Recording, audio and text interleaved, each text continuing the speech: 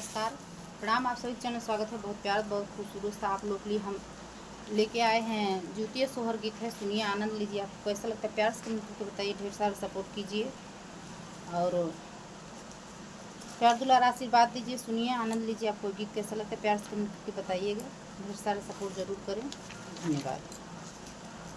लिपिन पोतियो बरिया हो तो जगर घर कर जगर घर कर हो सखिया ते ही ओ बरी सोवली छिनिया नींद नाही आवई हो लिपल पोतल ओ बरिया हो तो जगर मगर कर हो सखिया से ही वो बरी सूतली जिनिया निदरिया नाही आवई हो अंगना बहारत चरिया तो बाबा केला ओरिया तो बाबा केला ओरियाई हो ए चरिया दे तू आपन लन मायापन कई के राखब अपने जैसे राखब हो हे चरिया दे तू आपन लनवा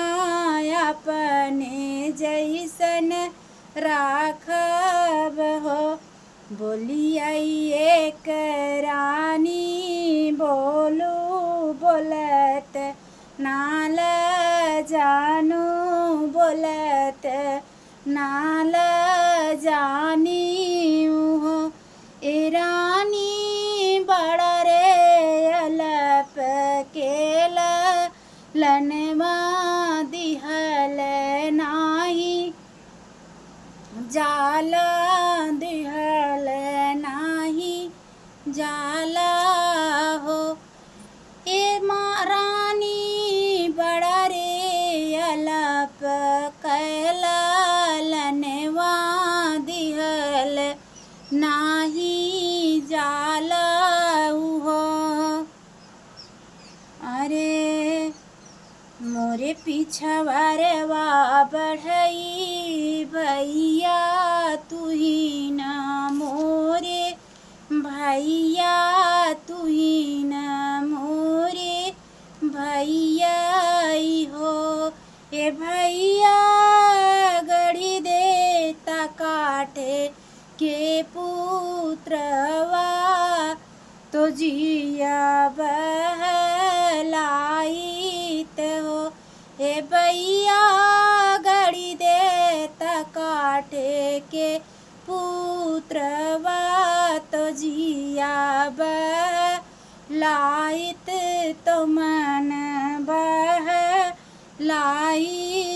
हो अरे सजमई बढ़ई सजमई बढ़ई गढ़ले तरवा सवेरे ले आवे सवेरे ले आवे हो सखिया बढ़ई के किहन भी दैया बेहसी बढ़ई घर गई हो सजमई बढ़ई गढ़ले तरवा सवेरे लई के आवई हो बहिनी बढ़ई के काइली भी दैया बेसता बढ़ई घर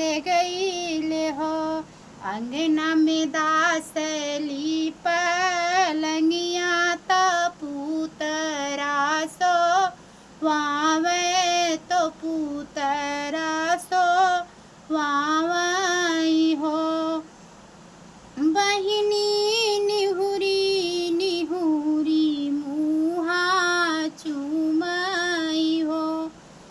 ए ललना एक दैया हंसी के देखौता तो पाझिन घरे सोहरे हो। ये पुतरी एक दाई हंसी के सुनौता बझनिया घरे सोहरे हो। राम के गढ़ा जाऊ हो त्यों तो रोई के सुनावे तो रोई के सुनावई हो। ये बहिनी बढ़ई के गाढ़ल पू तरवा तो रोवहु न जानई हो। ये बहिनी बढ़ई के गाढ़ल पू तरवा तरवाई न जानई हो। धन्यवाद। ये गीत कैसा लगा बताइए जरूर। नमस्कार।